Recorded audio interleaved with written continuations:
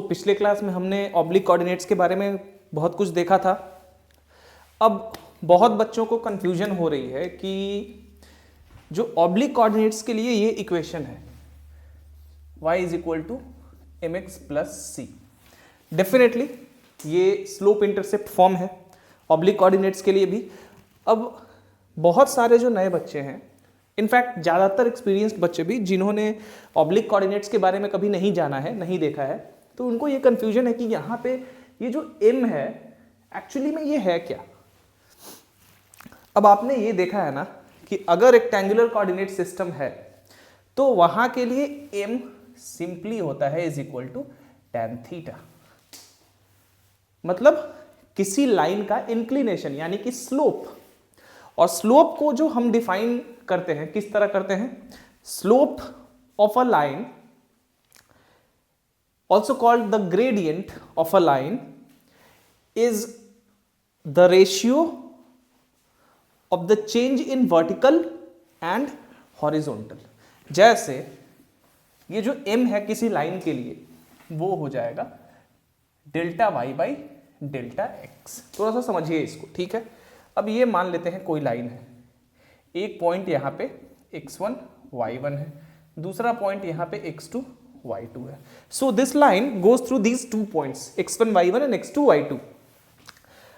अब ये रेशियो क्या होगा, सबसे पहले ये कोऑर्डिनेट सिस्टम आपको देख लीजिए, ये एक रेक्टेंगुलर कोऑर्डिनेट सिस्टम है यहाँ पे, okay, and this is the line and m is the slope of this line. ये जो है ठीक है, ये है डेल्टा y और ये है डेल्टा x, राइट। और ये जो थीटा है ये डेफिनेटली ये है, यानी कि ये लाइन जहां से भी जाए तो एक्स एक्सिस से जो पॉजिटिव डायरेक्शन में एंगल बना रहा होगा वही लाइन, वही ये एंगल होता है theta, and this is called the slope of this particular line. और आप यहां से देख रहे हैं कि tan theta is equal to delta Y by delta X, perpendicular by base. अब ये तो हो गई स्लोप के लिए जो डेफिनेशन, हम जनरल डेफिनेशन जो होता है स्लोप का यही होता है राइट हैंडेड कोऑर्डिनेट सिस्टम के लिए, या उसको यूं कहें कि रेक्टेंगुलर कोऑर्डिनेट सिस्टम के लिए स्लोप को हम इसी तरह से डिफाइन करते हैं, right. Now but what about when this straight line is for some oblique axis, जहां की एक्सिस जो है एक्स और वाई एक्सिस जो है वो किसी एंगल ओमेगा पे इंक्लाइंड है। यहां के लिए क्या होता है, और यहीं पे आपको कंफ्यूजन होती है कि ये m होता क्या है आखिर में। अब देखिए, जब रेक्टेंगुलर कोऑर्डिनेट सिस्टम है तब तो ये सीधा साधा होता है, तब आपको कुछ सोचना नहीं है, स्लोप का जो जनरल डेफिनेशन होता है वही यहाँ पे एप्लीकेबल होता है। लेकिन यहाँ के लिए जब इस इक्वेशन को हम इस कॉन्टेक्स्ट में देखते हैं तो यहाँ पे जैसा कि मैंने आपको बताया है m is equal to sine omega by sine omega minus theta, ये होता है। सो अब क्यों ऐसा होता है, एक चीज देखिए, अगर ये स्ट्रेट लाइन इस वाले कोऑर्डिनेट सिस्टम के लिए है जहां की definitely X and Y axis के बीच का एंगल ओमेगा है नॉट इक्वल टू 90 डिग्री अभी, तो अब यहां भी मान लीजिए आप ये लाइन पास कर रहा है x1 y1 और x2 और y2 से, तो यहां भी जो इसका स्लोप होगा ना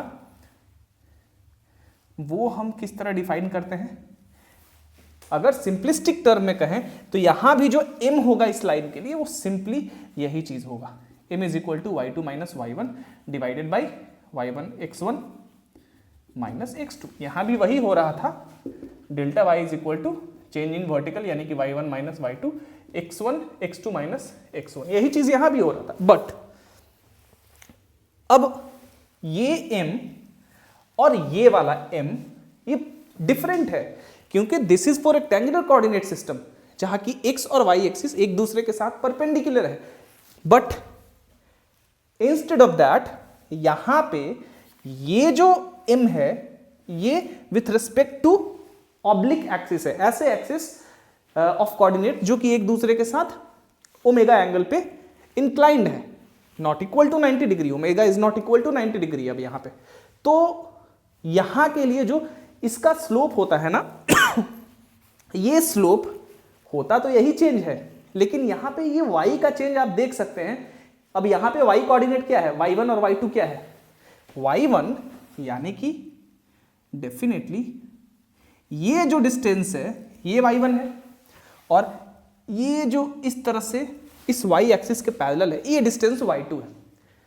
तो आप यहां पे साफ साफ देख सकते हैं कि जो y1 और y2 है, ठीक है, यहां पे ये इस y एक्सिस के साथ जो पैरेलल लाइन है उसका डिस्टेंस हो रहा है, बट वही चीज यहां पे इस y एक्सिस के साथ जो पैरेलल हो रहा था उसके साथ का ये डिस्टेंस है, यानी कि ये जो y2 है, यानी कि ये जो लाइन होगा जो कि y के पैरेलल है, दैट इज x के परपेंडिकुलर, तो y2 यहां पे ये होगा, उसी तरह y1 ये होगा। अब देखिए m जो है यानी कि ऑब्लिक एक्सिस में जब हम स्लोप को लाइन के डिफाइन करते हैं तो यहां पे ये चीज अलग किस लिए होता है, क्योंकि m जो होता है यहां पे सिंपल tan थीटा नहीं होता है, m के साथ यहां पे इस ओमेगा को भी हमें ऐड करना होता है, क्योंकि ये ओमेगा भी तो एंगल है ना इस y और x एक्सिस के। अब आगे जाके हम लोग ट्रांसफॉर्मेशन ऑफ कोऑर्डिनेट्स में ये देखेंगे कि किस तरह से हम कोऑर्डिनेट्स को ट्रांसफॉर्म कर सकते हैं ऑब्लिक एक्सिस से कार्टेशियन सिस्टम यानी कि रेक्टेंगुलर सिस्टम में, ठीक है, ट्रांसफॉर्मेशन होता है वहां पे और डिटेल में आपको पता चलेगा कि ये m एक्चुअली किस तरह से आता है। नाउ बिफोर दैट अब एक चीज याद रखिए कि ये जो स्लोप है किसी लाइन का, किसी भी लाइन का जो स्लोप का जनरल डेफिनेशन होता है वही यही चीज होता है, ठीक है, यही चीज होता है, ये भी स्लोप का ही डेफिनेशन है, लेकिन यहां पे m is equal to sine omega by sine omega minus theta, ये ओमेगा एंगल यहां पे जुड़ा हुआ रहता है। बट अगर पॉइंट की बात करें कि ऑब्लिक एक्सिस में अगर एक लाइन है जो कि इन दोनों पॉइंट से होके पास कर रहा है, तो देखिए यहां भी वही चेंज हो रहा है जो यहां पे हो रहा है, लेकिन चूंकि यहां पे ऑब्लिक किसी एंगल पे इंक्लाइंड है not equal to 90 degree, that means वो एंगल यहां पे आया हुआ है। ये कैसे आता है आपको मैंने स्लोप इंटरसेप्ट फॉर्म जो बताया है ऑब्लिक एक्सिस के लिए, वहां पे आप जाके देख सकते हैं, तो इसमें कोई दिक्कत है नहीं।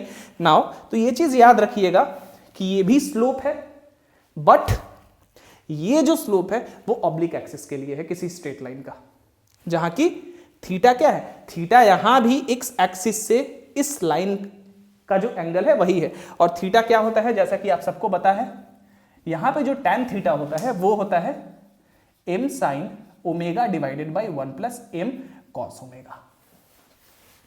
सो थीटा यहां पे क्या हो जाएगा, tan inverse m sin omega by 1 plus m cos omega, ये यहां पे थीटा होता है। अब देखिए यहां पे जो थीटा होता था वो डायरेक्ट x एक्सिस से इंक्लाइन था, तो m is equal to tan theta होता था, बट यहां पे जो x एक्सिस से ये लाइन एंगल बना रहा है यहां से, यानी कि ये जो एंगल बना रहा है ये थीटा क्या हो रहा है, देखिए यहां पे ओमेगा भी इंक्लूडेड है, क्योंकि ओमेगा एक रोल यहां पे डेफिनेटली प्ले कर रहा है, क्योंकि दोनों एक्सिस एक दूसरे के साथ ओमेगा एंगल पे इंक्लाइंड है। So this is not a rectangular coordinate system, that is why ये भी स्लोप है, बट ये स्लोप है किसी लाइन का जब वो लाइन इस तरह के ऑब्लिक एक्सिस के रिस्पेक्ट में इस लाइन का स्लोप जब हम लोग मेजर कर रहे हैं तो, ठीक है, तो ये चीज याद रखिएगा। यहां पे हम लोग ट्रांसफॉर्मेशन ऑफ कोऑर्डिनेट्स जब पढ़ेंगे कुछ एक दो टॉपिक और स्ट्रेट लाइंस में करने के बाद, तो वहां पे इसको और डिटेल में जानेंगे कि किस तरह से हम कोऑर्डिनेट्स को ट्रांसफॉर्म करते हैं, ठीक है। वहां पे जब एक्सिस एक दूसरे के साथ किसी भी एंगल पे इंक्लाइंड रहेंगे ना, तो किस तरह से वो ट्रांसफॉर्मेशन होता है उसके बारे में हम लोग उस चैप्टर में जानेंगे, उसके बाद ये आपका और क्लियर हो जाएगा, ठीक है। और वहां पे हम लोग जानेंगे कि इस वाले स्लोप को यानी कि इस वाले m को, जो कि किसी स्ट्रेट लाइन का स्लोप है ऑब्लिक एक्सिस के लिए, इसको किस तरह से हम इसमें ट्रांसफॉर्म करेंगे, ठीक है, और देखेंगे कि ये ओमेगा क्यों यहां पे आ जाता है, वहां पे हम लोग देखेंगे इसको, ठीक है। तो for now just don't be confused, याद रखिएगा कि ऑब्लिक एक्सिस के लिए मैं क्लियरली एक बार आपके लिए लिख दूं यहां पे,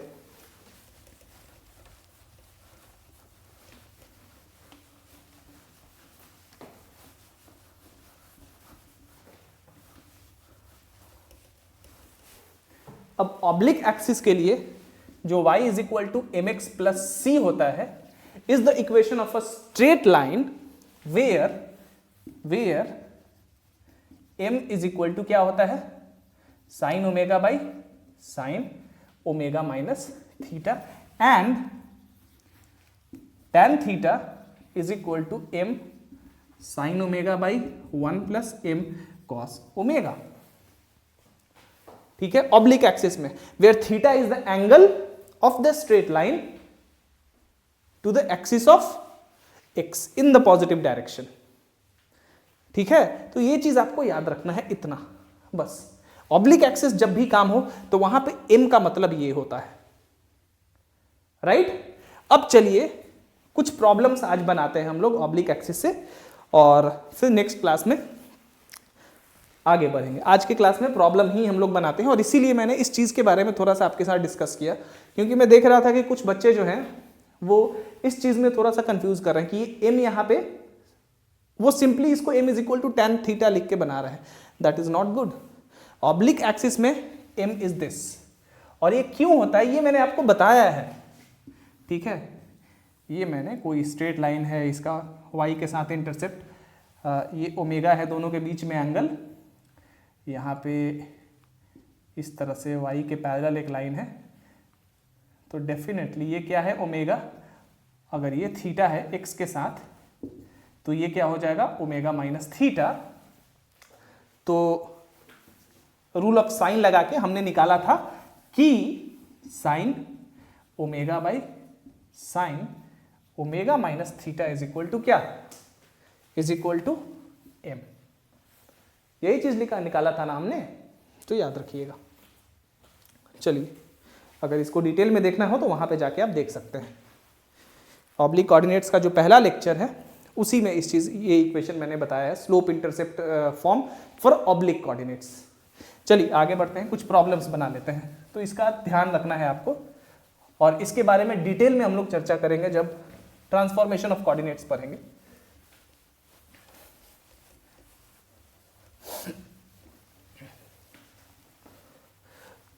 ऑब्लिक कोऑर्डिनेट्स पढ़ने के बाद हमें पढ़ना है इक्वेशंस, ऐसे इक्वेशंस ऑफ स्ट्रेट लाइंस जो कि दो स्ट्रेट लाइंस को रिप्रेजेंट करे। हाँ, ऐसे इक्वेशंस जो कि दो स्ट्रेट लाइंस को रिप्रेजेंट करे। और उसके बाद उस टॉपिक को पढ़ने के बाद हम लोग आगे जाके पढ़ेंगे ट्रांसफॉर्मेशन ऑफ कोऑर्डिनेट्स, तो वहां पे ये सारा कुछ आपका क्लियर हो जाएगा। चलिए कुछ प्रॉब्लम्स बनाते हैं, देखते हैं पहले।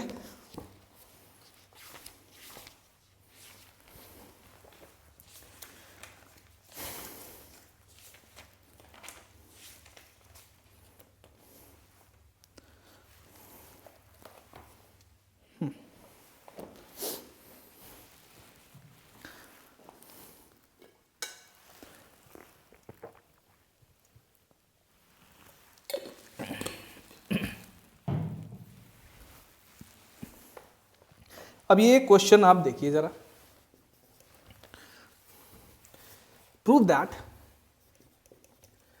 Prove that the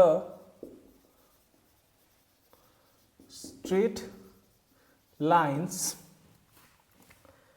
y is equal to y plus x is equal to c and y is equal to x plus d are at right angles whatever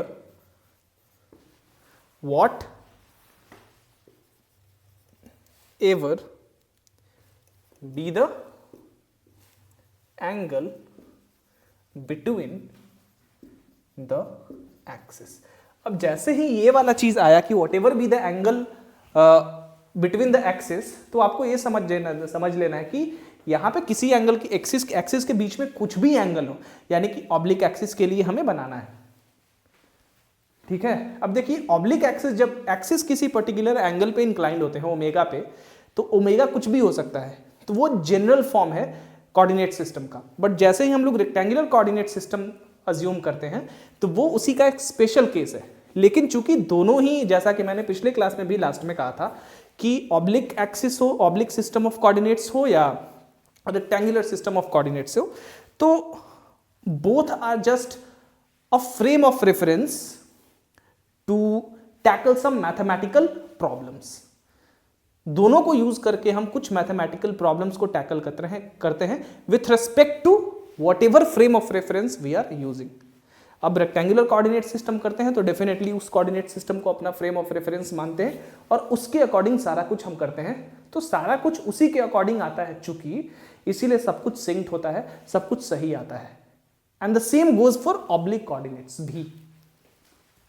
लेकिन चूंकि रेक्टेंगुलर कोऑर्डिनेट सिस्टम आसान होता है उसके रिस्पेक्ट में हर चीज को tackle करना, इसीलिए हम लोग ज्यादातर सिचुएशन में रेक्टेंगुलर कोऑर्डिनेट सिस्टम को ही लेके सब कुछ बनाते हैं instead of oblique coordinate system. चलिए, तो यहां पे डेफिनेटली ऑब्लिक कोऑर्डिनेट सिस्टम है, ऑब्लिक एक्सिस की बात हो रही है। अब सबसे पहले जैसे ही ऑब्लिक एक्सिस की बात हो रही है तो दोनों इक्वेशंस क्या है हमारा, एक है y is equal to minus X plus C and दूसरा है y is equal to X plus D, यही है। चलिए, clearly m1 is equal to -1, x का कोफिशिएंट याद रखिए, and m2 is equal to 1। So oblique axis में इस स्ट्रेट लाइन का slope m1 is equal to -1, इस स्ट्रेट लाइन का slope m2 is equal to 1, और यहां पे m1 m2 क्या है, sine omega by sine omega minus theta.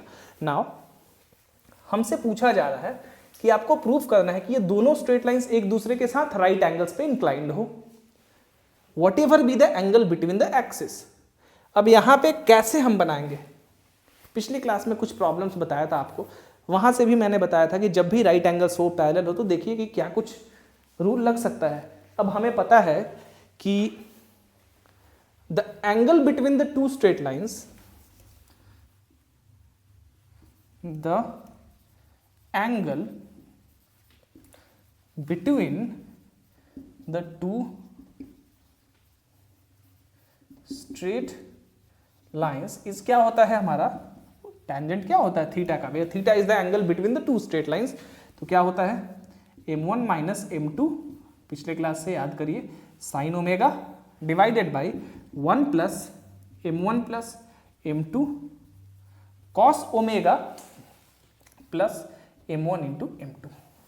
अब कह रहा है कि ये ओमेगा तो आपको पता है दोनों एक्सिस के बीच का एंगल है, कह रहा है कि ये प्रूफ करिए कि दोनों स्ट्रेट लाइंस के बीच का जो एंगल है हमेशा 90 डिग्री ही आए, what ever the value of theta omega. ठीक है, तो जब दो स्ट्रेट लाइंस 90 डिग्री पे हैं, इसका मतलब क्या है कि ये डिनोमिनेटर हमारा 0 हो जाएगा, आपको मैंने पिछले क्लास में बताया था। Now for the two given straight lines to be 90 degree at each other,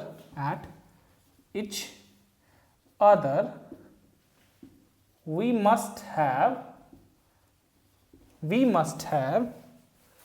1 plus m1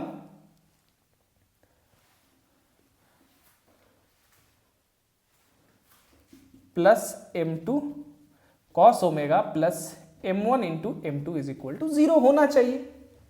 ठीक है, अगर दोनों स्ट्रेट लाइंस एक दूसरे के साथ 90 डिग्री पे है तो ये हमारा 0 होना चाहिए। नाउ यानी कि इस चीज को हम लोग लेके 0 प्रूफ करते हैं।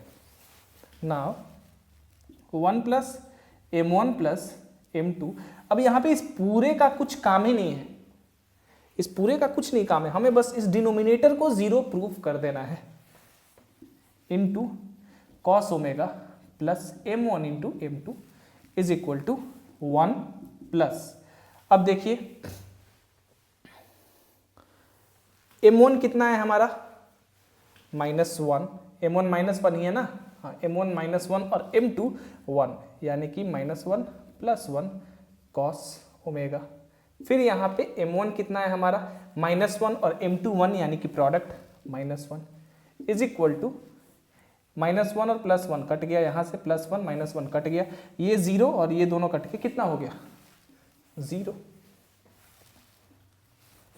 Therefore, this proves the problem। हो गया, प्रूफ हो गया भाई, ये 0 आ गया और ये 0 आया, दैट मीन्स दोनों स्ट्रेट लाइन्स एक दूसरे पे राइट एंगल्स पे है। तो अब ओमेगा का वैल्यू कुछ भी होता, आना तो इसको 0 था, क्योंकि 1 और -1 एक दूसरे से कट जाता। इसीलिए for whatever the value of omega is, these two given straight lines are right angles to each other. ठीक है, तो इस तरह से ये प्रॉब्लम हम लोगों ने सॉल्व कर लिया। चलिए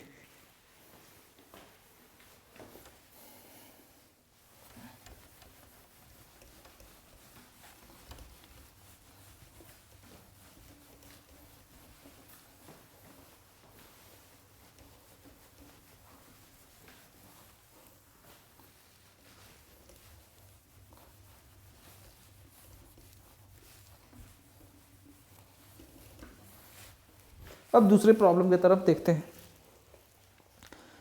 ये देखिए, आसान प्रॉब्लम है लेकिन देखने से लगेगा कि टफ है। Prove that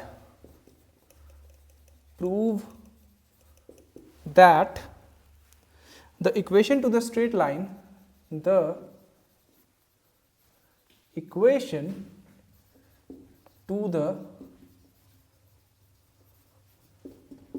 straight line which passes through the point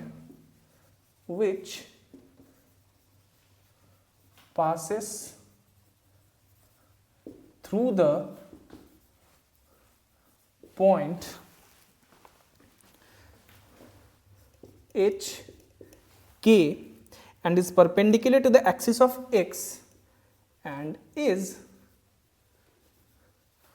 perpendicular to the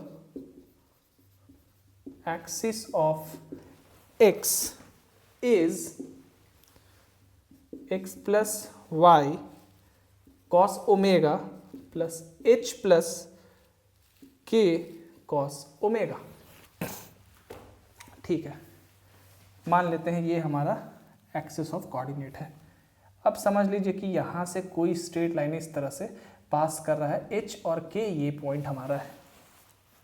ठीक है, अब किसी भी स्ट्रेट लाइन का इक्वेशन जो इस तरह से किसी एक पॉइंट से होके पास करे, उसका क्या इक्वेशन होता है?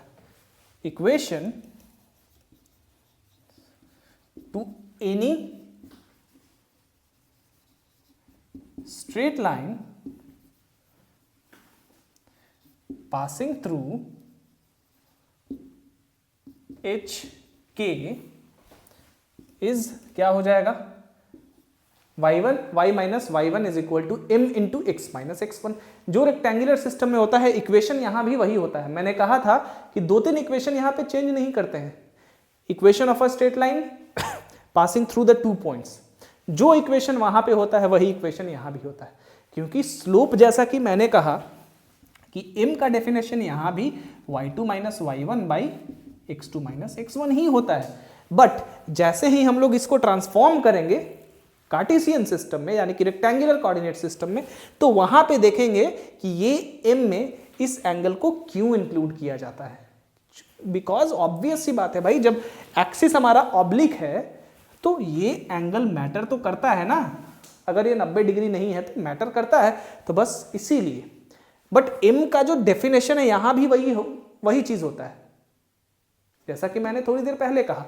इसीलिए एक इक्वेशन तो जो कि दोनों में सेम रहता है, रेक्टेंगुलर सिस्टम के लिए भी और ऑब्लिक सिस्टम के लिए भी, वो है कि equation of a straight line passing through a single point. वहां भी होता था, अगर कोई straight line y1 x1 y1 से होके पास करे तो उसका इक्वेशन होता था y minus y1 is equal to m into x minus x1, where m is the slope of that line. यहां भी उसका इक्वेशन वही होता है, where m is the slope of that line, but here m is different. Definition तो वही होगा, लेकिन यहां पे जैसा कि मैंने कहा m डिफरेंट हो जाता है। यहां पे इस इंक्लिनेशन को भी हमें इंक्लूड करना पड़ता है।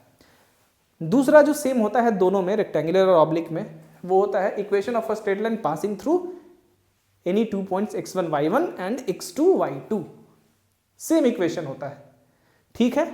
और तीसरा एक इक्वेशन होता है x by a plus y by b is equal to 1, ये भी दोनों में सेम होता है, क्योंकि भाई a और b सिंपली x और y के साथ इंटरसेप्ट है, ठीक है, यहाँ पे एंगल से कोई मतलब ही नहीं है, तो ये x इंटरसेप्ट, ये y पे इंटरसेप्ट, इसीलिए यहां भी ऑब्लिक एक्सिस के लिए भी ये इक्वेशन सेम होता है, याद रखिएगा। चलिए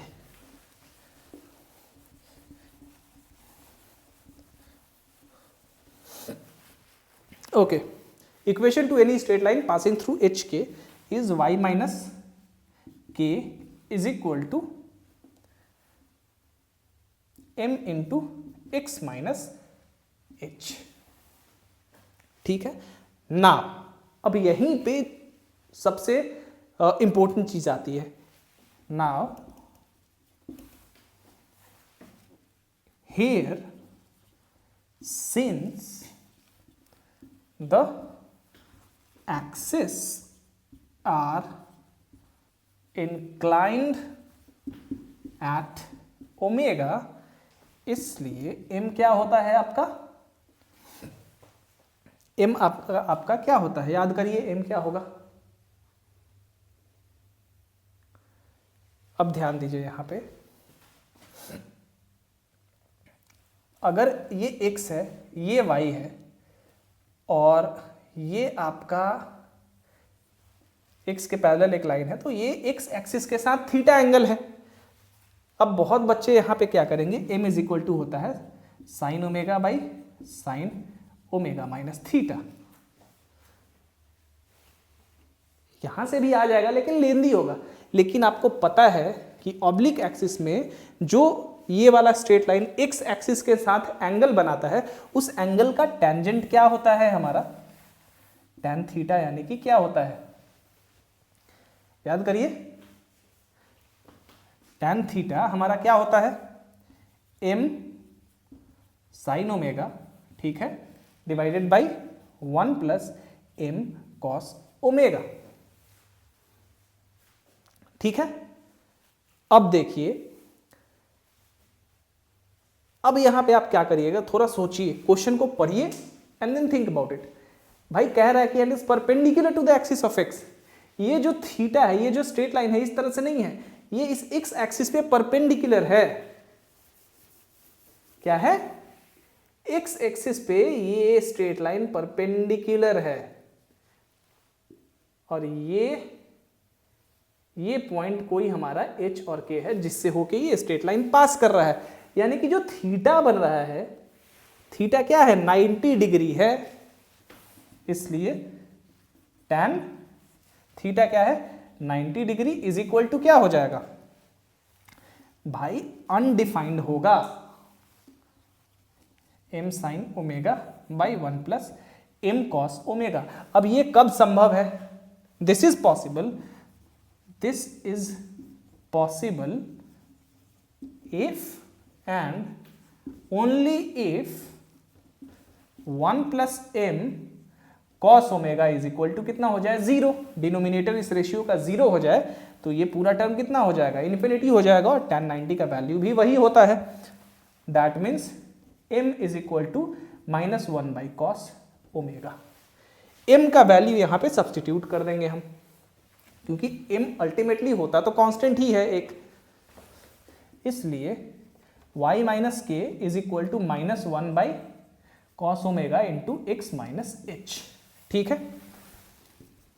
चलिए इसको इधर ले लेते हैं, यानी कि y cos omega minus k cos omega is equal to -x plus h, ठीक है, कोई दिक्कत नहीं है।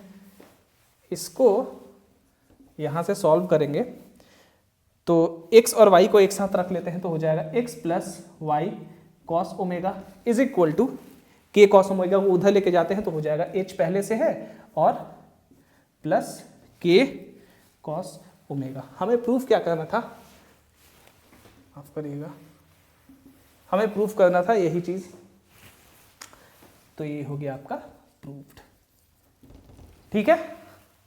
देखा आपने कितना आसान है, थोड़ा सा सोचना है बस, दैट्स इट।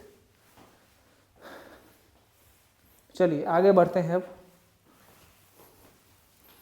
और एक और प्रॉब्लम बनाते हैं।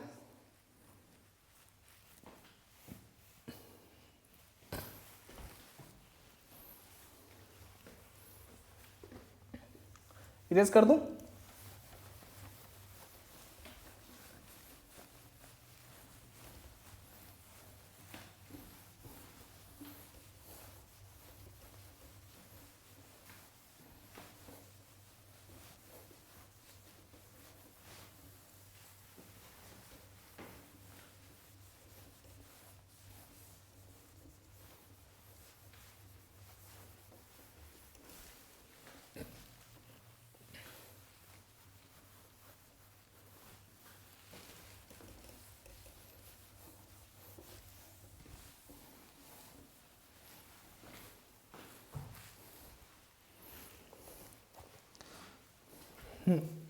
ये क्वेश्चन देखिए, if the straight line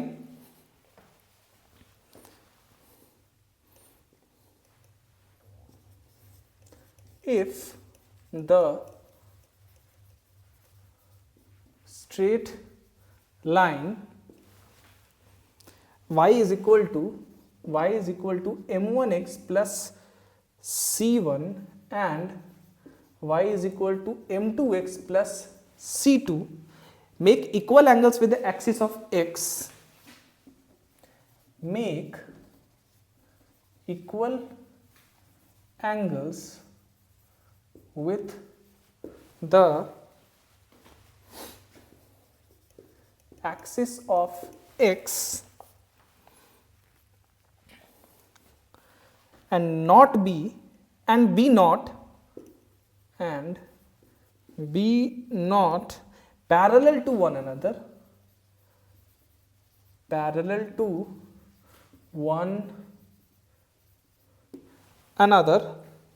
prove that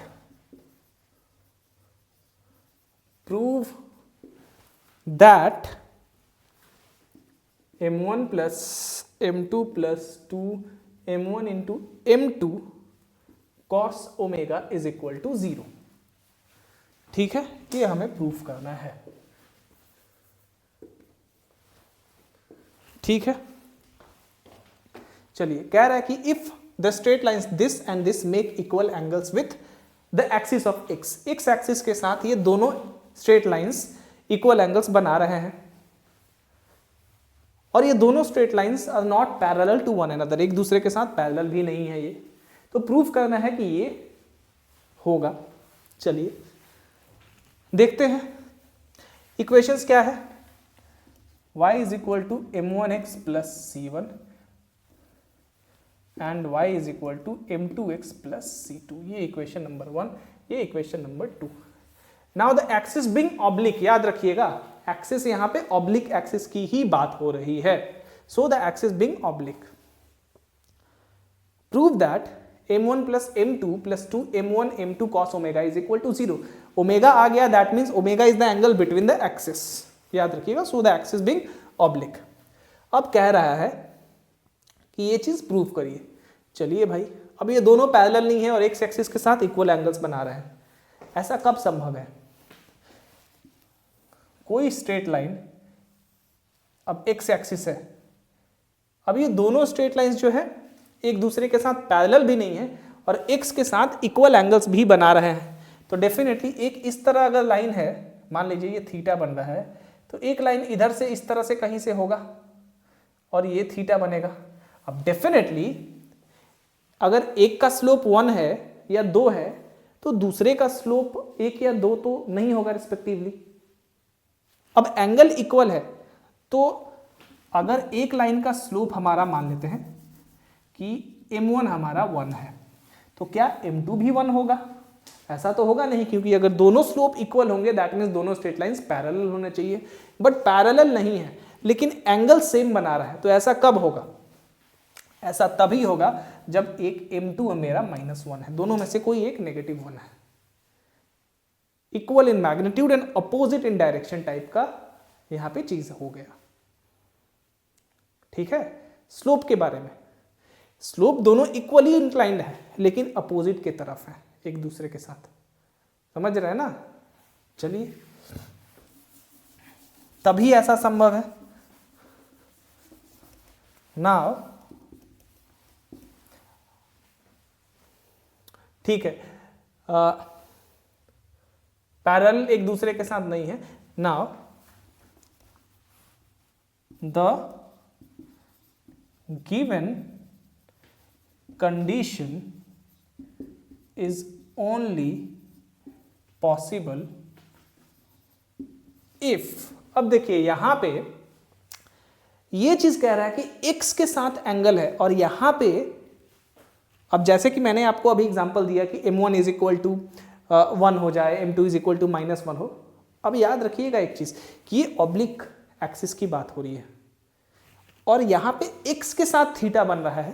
that means ये जो एंगल है और ये जो एंगल है, आपको पता है इस स्ट्रेट लाइन के लिए, सबसे पहले तो आप ये चीज देखिए, 4 line 1 we have tan theta is equal to क्या, m sin ओमेगा होता है ना ये, बाई 1 प्लस m, यहां m1 यहां m1 cos omega, where theta is the angle between this line and the axis of x। मतलब ये line जो x एक्सिस के साथ एंगल बना रहा है थीटा, वही एंगल है ये। चलिए, where theta is the angle, एक ही साथ लिख लीजिए ना इसको आप एक ही साथ लिख लीजिए, यहीं पे लिख देता हूं, समझ लीजिएगा आप, ठीक है। Where theta is the angle that the two straight lines make with the axis of x, ठीक है। चलिए, also इसका मतलब है tan माइनस थीटा जो होगा, एक थीटा बनेगा तो एक के लिए माइनस थीटा होता है। जब इस तरह का केस रहेगा तो किसी सेम लाइन से अगर दो स्ट्रेट लाइन सेम एंगल बना रहा है तो अब टेंजेंट, उसका टेंजेंट तो सेम नहीं हो सकता है ना, पॉजिटिव नेगेटिव रहेगा, पॉजिटिव नेगेटिव रहेगा ना, क्योंकि सेम टेंजेंट का मतलब है कि इस लाइन को भी इसी तरह होना चाहिए, यानी कि इसके पैरेलल होना चाहिए। ऐसा तो नहीं हो सकता है, सो एक नेगेटिव इसीलिए होता है। m2 sine omega by 1 plus m2 cos omega, ठीक है। दैट इंप्लाइज यहां से tan theta is equal to minus, negative होगा माइनस इधर ले लेते हैं, m2 sine omega divided by 1 plus m2 sine cos omega, यहाँ पे m2 कॉस ओमेगा। इसलिए अब ये भी tan थीटा ये भी tan थीटा दोनों बराबर होगा, m1 sine omega divided by 1 plus m1 cos omega is equal to minus m2 sine omega divided by 1 plus m2 cos omega. That implies दोनों एक तरफ ले आइए तो हो जाएगा, नीचे हमारा एलसीएम कितना हो जाएगा, 1 plus m1 cos omega into 1 plus m2 cos omega, इधर 0 हो गया, इधर कितना हो जाएगा, इससे इसको मल्टीप्लाई करेंगे तो हो जाएगा हमारा m1 साइन ओमेगा, थोड़ा और लंबा जगह लेगा ये, m1 sine omega plus m1 m2 cos omega, और इसको इधर मल्टीप्लाई करेंगे तो हो जाएगा मेरा इधर आएगा, ये हो जाएगा हमारा plus m2 sine omega plus m2 sine omega. कुछ गड़बड़ हो रहा है क्या हमसे, गड़बड़ तो नहीं होना चाहिए,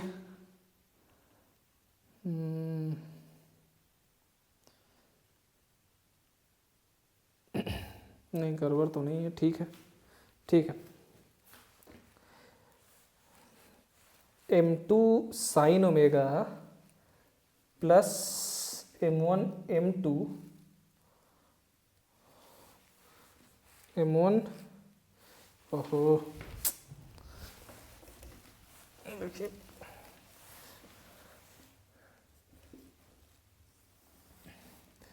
1 plus m1 cos omega into 1 plus m2 cos omega, इसका इसके साथ होगा मल्टीप्लाई, यानी कि हो जाएगा m1 sine omega plus m1 m2 sine omega cos omega, ठीक है।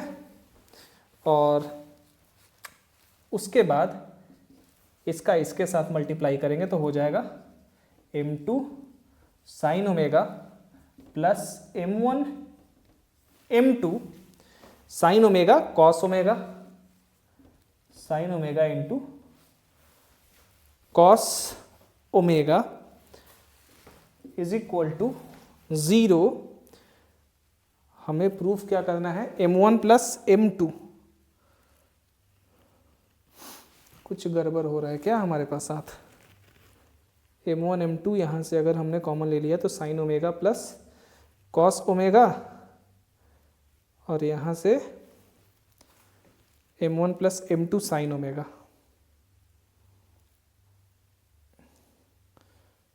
एक मिनट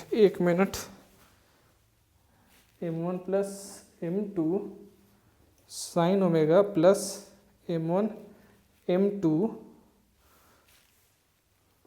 साइन 2 ओमेगा, हाँ ठीक है, साइन 2 ओमेगा, ठीक है। मुझे लगा कि थोड़ा सा कुछ गलत कैलकुलेशन तो नहीं हो गया, देखिए थोड़ा सा ट्रिगोनोमेट्री लगाना होगा इसमें। चलिए आगे बढ़ते हैं, यहाँ से इसके नीचे कंटिन्यू करते हैं।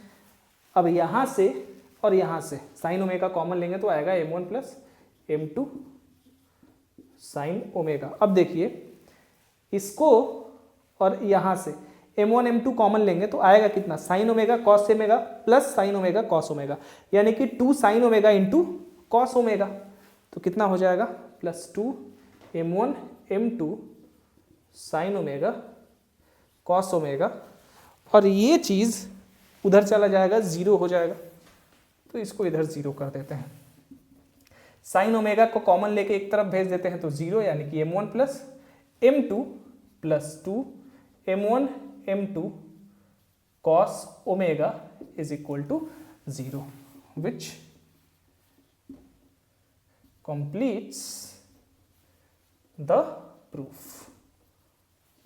हो गया, प्रूफ हो गया हमारा, यही चीज प्रूफ भी करना था, ठीक है। चलिए ये हो गया आपका, इस तरह से प्रॉब्लम हम लोग बना सकते हैं। ये वाला स्टेप आप समझे कैसे मैंने ले आया है, इन दोनों को ऐड कर दिया भाई, इन दोनों को ऐड कर दिया मैंने। चलिए आगे बढ़ते हैं, एक और प्रॉब्लम देख लेते हैं, उसके बाद आज की क्लास को खत्म करेंगे। ऑब्लिक कोऑर्डिनेट से आपको ज़्यादा टफ प्रॉब्लम नहीं आएंगे। हाँ, मैं अब नेक्स्ट क्लास में मैं प्रॉब्लम्स नहीं करवाऊंगा, क्योंकि अभी स्ट्रेट लाइंस को जल्दी से ख़त्म कर देते हैं हम लोग। ऑब्लिक कोऑर्डिनेट से कुछ बहुत ही अच्छे प्रॉब्लम्स मैं उसका एक स्पेशल क्लास आपको करवाऊंगा, ठीक है। जिन बच्चों को वो क्लास करना होगा उनके लिए उसमें अच्छे अच्छे प्रॉब्लम्स रहेंगे, टफ प्रॉब्लम्स, टफ क्या कहूँ, क्वालिटी प्रॉब्लम्स रहेंगे।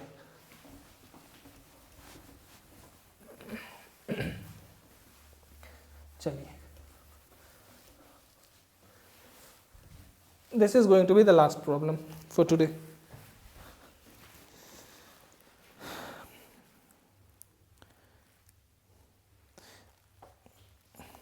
अब ये प्रॉब्लम देखिए, the axis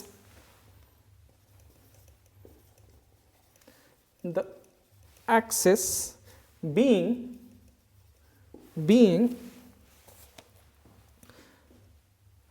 inclined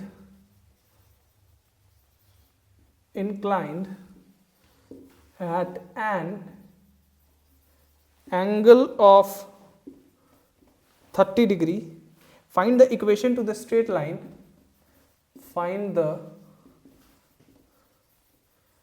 equation to the straight line which passes through the point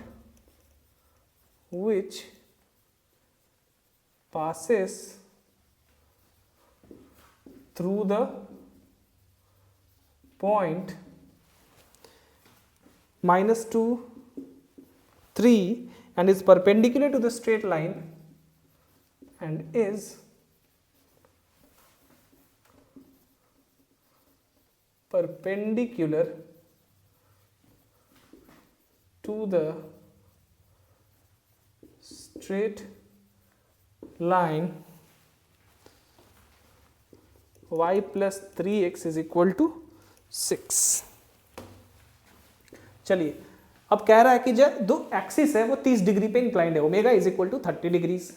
find the equation to the straight line, ऐसे स्ट्रेट लाइन का इक्वेशन फाइंड करिए जो कि इस पॉइंट से होके पास कर रहा हो and is perpendicular to the straight line this, इस स्ट्रेट लाइन से परपेंडिकुलर हो। बड़ा ही आसान क्वेश्चन है।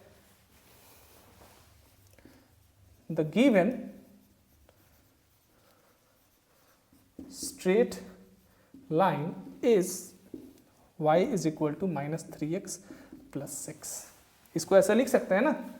चलिए नाउ एनी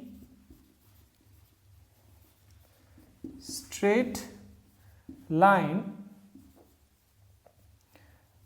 पासिंग थ्रू, आपको पता है पहला जो क्वेश्चन बताया था, through -2 and 3 is what, y -3 is equal to m into x plus 2। यहां तक तो कोई दिक्कत नहीं है।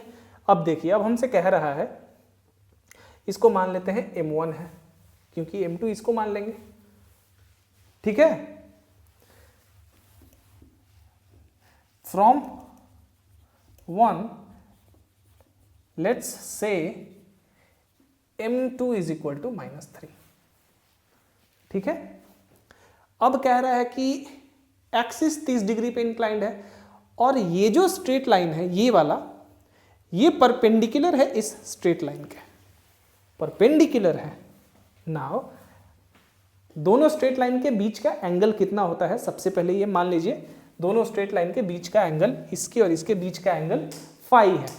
तो tan फाई क्या होता है हमारा, m1 minus m2 sine omega divided by 1 plus m1 plus m2 cos omega plus m1 into m2। यही होता है ना भाई। चलिए now by using that formula, phi कितना है दोनों के बीच का, 90 डिग्री है, और 90 डिग्री जब दोनों स्ट्रेट लाइंस है दैट मीन्स डिनोमिनेटर 0 होगा। इसको मान लीजिए 2। Now since the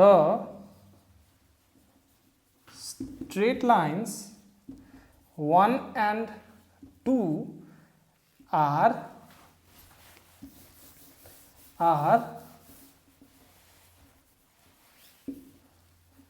perpendicular, therefore denominator क्या है हमारा, 1 plus m1 plus m2 cos omega plus m1 into m2 is equal to 0। हमें बस क्या फाइंड करना है, हमें फाइंड करना है यहाँ पे m1। अगर m1 फाइंड कर लेंगे तो यहाँ पे सब्स्टिट्यूट करके हमारा इक्वेशन आ जाएगा। चलिए भाई 1 प्लस m1 कितना है, m1 को हम m1 ही रहने देते हैं। चलिए भाई m2 कितना है हमारा, m2 हमारा है -3 कॉस ओमेगा, यानी कि ओमेगा कितना है 30 डिग्री, कॉस 30 डिग्री का वैल्यू √3/2।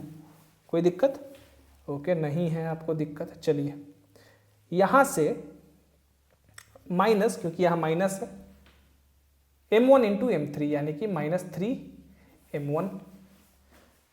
यहां से भी कोई दिक्कत नहीं होनी चाहिए, गुड, नहीं है दिक्कत। चलिए ये m1 है हमारा, यहां से हो गया ये 1 plus m1 √3/2 -3√3/2 -3m1 is equal to 0। m1 को एक तरफ ले लेते हैं हम लोग यहाँ और यहाँ से, m1 कॉमन ले लेंगे तो आएगा √3 माइनस 6/2 इज इक्वल टू, इन दोनों को इधर ले जाएंगे तो आएगा 3√3 माइनस 2 डिवाइडेड बाई 2, 2 और 2 कट गया, that implies m1 is equal to 3√3 minus 2 divided by √3 minus 6। इस m1 के वैल्यू को यहाँ पे सब्स्टिट्यूट करते हैं, ठीक है, ये m1 जो है यहाँ पे सब्स्टिट्यूट करते हैं, substituting this value of m1 in 2 we get, क्या मिलेगा हमें, y minus 3 is equal to m1 क्या है 3√3 minus 2 divided by √3 minus 6 into x plus 2, इधर मल्टीप्लाई करते हैं तो √3 minus 6 into y minus 3√3 plus 18 is equal to, इधर करते हैं 3√3 minus 2 into x plus 6√3 minus 4, x और वाई को एक तरफ ले लेते हैं तो हो जाएगा 3√3 माइनस 2 इंटू एक्स, वाई को उधर लेके चले जाते हैं तो हो जाएगा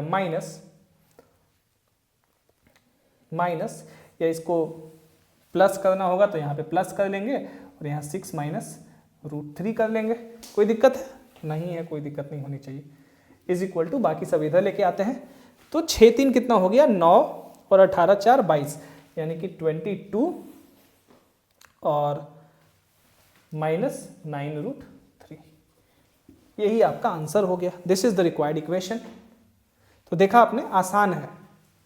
अगर आपको इक्वेशंस पता है, थोड़ा सा कॉन्सेप्ट पता है, तो आप आसानी से ऑब्लिक एक्सिस को टैकल कर सकते हैं। अब ऑब्लिक एक्सिस का जो मेन कॉन्सेप्ट है वो आपको ज़्यादा अच्छे से पता चलेगा ट्रांसफॉर्मेशन ऑफ कोऑर्डिनेट्स में। अब ये कुछ इंपॉर्टेंट इक्वेशंस थे जो कि मैंने आपको अभी बता दिया ऑब्लिक एक्सिस के लिए। अब जैसा कि मैंने कहा कि ऑब्लिक एक्सिस में कुछ बहुत ही क्लासिक प्रॉब्लम्स है, इससे लोनी में कुछ बहुत ही क्लासिक प्रॉब्लम्स दिए हुए हैं ऑब्लिक एक्सिस के, लेकिन उनको मैं थोड़ा सा कुछ दिनों के बाद बताऊंगा, नहीं तो फिर स्ट्रेट लाइंस में लेट हो जाएगा ख़त्म करने में।